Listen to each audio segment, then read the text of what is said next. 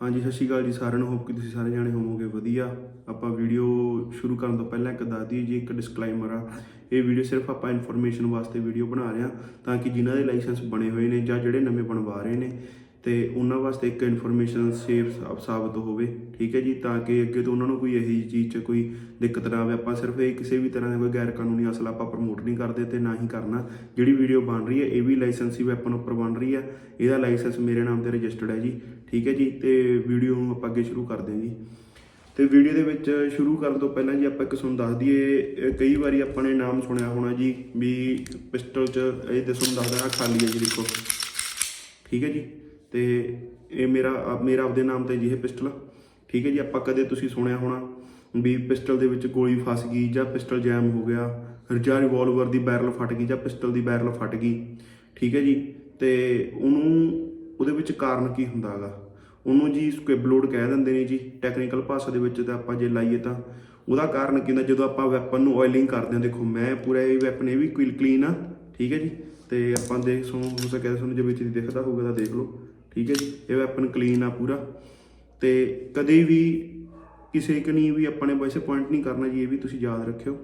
ਤੇ ਜਦੋਂ ਆਪਾਂ ਇਹਨੂੰ ਆਇਲਿੰਗ ਕਰਦੇ ਹਾਂ ਆਪਾਂ ਕੀ ਕਰਦੇ ਆਂਗੇ, ਜਿਵੇਂ ਰਿਵੋਲਵਰ ਹੋਇਆ ਜਾਂ ਪਿਸਟਲ ਹੋਇਆ ਜਾਂ ਰਾਈਫਲਸ ਹੋਈਆਂ ਜਿਹਦੇ ਵਿੱਚ ਮੈਗਜ਼ੀਨ ਲੱਗਦਾ ਜਾਂ ਜਿਹਦੇ ਵਿੱਚ ਚੈਂਬਰ 'ਚ ਜਿਵੇਂ ਰਿਵੋਲਵਰ 'ਚ ਕਾਰਟ੍ਰਿਜ ਪੈਂਦੇ ਆ, ਉਹ ਕੀ ਹੁੰਦਾ ਜੀ ਆਪਾਂ ਉਹਦੇ ਵਿੱਚ ਇੱਦਾਂ ਹੀ ਪਾ ਦਿੰਦੇ ਹਾਂ, ਉਹਨੂੰ ਨਾ ਕਲੀਨ ਕਰਦੇ। ਮੇਰੇ ਕੋਲ ਵੈਸੇ ਕੋਈ ਵੀਡੀਓ ਹੋਈ ਤਾਂ ਮੈਂ ਸਕ੍ਰਿਬ ਲੋਡ ਦੀ ਮੈਂ ਵਿੱਚ ਵੀਡੀਓ ਇਹਦੇ ਵਿੱਚ ਐਡ ਕਰ ਦੂੰਗਾ। ਵੈਸੇ ਰਿਵੋਲਵਰ ਬਹੁਤ ਹੁੰਦੇ ਆ, ਤੇ ਉਹ ਕੀ ਹੁੰਦਾ ਹੈਗਾ ਨਾ, ਜਿਵੇਂ ਜੀ ਆਪਣੀ ਆਹ ਗੋਲੀ ਆ, ਤੁਸੀਂ ਦੇਖੋ ਆਹ ਗੋਲੀ ਦਾ ਇੱਥੇ ਤੁਸੀਂ ਨਿਸ਼ਾਨ ਦੇਖ ਰਹੇ ਹੋ ਜੀ, ਹਲਕਾ ਜਿਹਾ ਦੇਖੋ ਤੁਸੀਂ, ਉਹ ਥੋੜਾ ਫੋਕਸ ਨਹੀਂ ਲੈ ਰਹੀ, ਚਲੋ ਤੁਹਾਨੂੰ ਦਿਖ ਹੀ ਰਿਹਾ ਹੋਣਾ ਹਲਕਾ ਜਿਹਾ ਇਹ ਮਤਲਬ ਗੋਲੀ ਦੇ ਰੰਗ ਤੋਂ ਅੱਡ ਦਿਖ ਰਿਹਾ ਜਿੱਥੇ ਆਪਣਾ ਖੋਲ ਦਾ ਜਿਹੜਾ ਸਿਰਾ ਜੀ, ਇੱਥੋਂ ਦੇਖੋ ਤੁਸੀਂ। ਇਹ ਕੀ ਕਾਰਨ ਹੁੰਦਾ ਨਾ, ਜਦੋਂ ਆਪਾਂ ਆਇਲਿੰਗ ਕਰਦੇ ਹਾਂ ਇਹਦੇ ਵਿੱਚ ਆਇਲ ਲੱਗ ਜਾਂਦਾ। ਠੀਕ ਹੈ ਜੀ, ਇਹ ਗੋਲੀ ਦੇ ਵਿੱਚ ਆਇਲ ਲੱਗ ਜਾਂਦਾ, ਤੇ ਜਿਹਦੇ ਕਰਕੇ ਕੀ ਹੁੰਦਾ, ਇਹ ਗੋਲੀ ਫਾਇਰ ਤਾਂ ਹੋ ਜਾਂਦੀ ਆ, ਪਰ ਇਹਦੀ ਜਦੋਂ ਹੁਣ ਆਇਲ ਅੰਦਰ ਚੱਲ ਗਿਆ ਤਾਂ ਇਹਦੇ ਵਿੱਚ ਬਲਾਸਟ ਘੱਟ ਹੁੰਦਾ। ਉਹ ਕੀ ਕਰਨਾ, ਗੋਲੀ ਨਾ ਕਿਤੇ ਬੈਰਲ 'ਚ ਰੁਕ ਜਾਂਦੀ ਆ। ਮੈਂ ਇੱਕ ਮਿੰਟ ਤੁਹਾਨੂੰ ਰੋਕ ਕੇ ਦਿਖਾ ਦਿੰਦਾ। ਠੀਕ ਹੈ ਜੀ, ਤੇ ਮੇਰੇ ਹੱਥ 'ਚ ਗੋਲੀ ਫੜੀ ਸੀ, ਕਿਤੇ ਨਾ ਕਿਤੇ ਇੱਥੇ ਜਾ ਕੇ ਰੁਕ ਜਾਂਦੀ ਹੈ ਗੋਲੀ। ਉਹਦਾ ਖੜਕਾ ਤਾਂ ਹੁੰਦਾ ਹੈਗਾ, ਪਰ ਪਤਾ ਨਹੀਂ ਲੱਗਦਾ ਵੀ ਗੋਲੀ ਆਪਾਂ ਨੂੰ ਹੁੰਦਾ ਕਿ ਵਿੱਚ ਗਈ ਨਹੀਂ, ਅੱਗੇ ਫਾਇਰ ਨਹੀਂ ਹੋਈ। ਤੇ ਉਹਦਾ ਕੀ ਕਾਰਨ ਹੁੰਦਾ ਜੀ, ਫਿਰ ਉਸ ਤੋਂ ਬਾਅਦ ਗੋਲੀ ਵਿੱਚ ਫਸ ਜਾਂਦੀ ਆ, ਤੇ ਮਗਰ ਗੋਲੀ ਦੂਜੀ ਆਪਾਂ ਫਾਇਰ ਕਰਦੇ ਨੇ, ਉਹਦੇ ਨਾਲ ਕੀ ਹੁੰਦਾ, ਬੈਰਲ ਫਟ ਜਾਂਦੀ ਆ। ਉਹਨੂੰ ਸਕਿਬ ਲੋਡ ਕਹਿੰਦੇ ਨੇ ਜੀ ਟੈਕਨੀਕਲ ਭਾਸ਼ਾ ਦੇ ਵਿੱਚ। ਠੀਕ ਹੈ ਜੀ, ਤੇ ਜਦੋਂ ਤੁਸੀਂ ਕੋਈ ਕਿਸੇ ਵੀ ਹਥਿਆਰ ਨੂੰ, ਜਿਵੇਂ ਜ਼ਿਆਦਾਤਰ ਰਾਈਫਲਸ ਨੂੰ, ਪਿਸਟਲ ਨੂੰ, ਰਿਵੋਲਵਰ ਨੂੰ, ਠੀਕ ਹੈ, ਜਦੋਂ ਤੁਸੀਂ ਕਲੀਨ ਕਰਨਾ ਤਾਂ ਉਹਨੂੰ ਚੰਗੀ ਤਰ੍ਹਾਂ ਸਾਫ਼ ਕਰਕੇ, ਉਹ ਆਇਲ ਸਾਫ਼ ਕਰਕੇ, ਠੀਕ ਹੈ ਜੀ, ਫੇਰ ਹੀ ਉਹਦੇ 'ਚ ਕਾਰਟ੍ਰਿਜ ਲੋਡ ਕਰੋ। ਠੀਕ ਹੈ ਜੀ, ਅਦਰਵਾਈਜ਼ ਸਿੱਧਾ ਜਦੋਂ ਆਪਾਂ ਕਲੀਨ ਕਰਦੇ ਨੇ ਤੇ ਨਾਲ ਦੀ ਨਾਲ ਇਹਦੇ ਵਿੱਚ ਕੋਈ ਵੀ ਕਾਰਤੂਸ ਨਹੀਂ ਪਾਉਣਾ ਚਾਹੀਦਾ, ਕਿਉਂਕਿ ਉਹਦੇ ਨਾਲ ਕੀ ਹੁੰਦਾ ਨਾ, ਉਹ ਇਹਦੇ ਆਲੇ ਦੁਆਲੇ ਲੁਬਰੀਕੇਸ਼ਨ ਹੋ ਜਾਂਦੀ ਹੈ ਇਹਦੀ ਜੀ, ਇਹਦੇ ਗੋਲੀ ਦੇ ਅੱਗੇ।